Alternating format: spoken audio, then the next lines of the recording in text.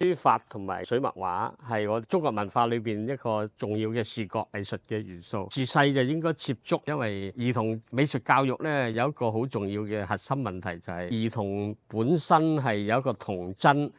嗰個童心同埋嗰個好純真嘅一種感情咧，係好容易俾一啲好刻板嘅唔俾佢摸索同唔俾佢發揮嘅一種教條式嘅教育咧，會抹殺咗呢種童真嘅。譬如我要寫一啲短嘅弧線、流動性嘅感覺嘅，咁我會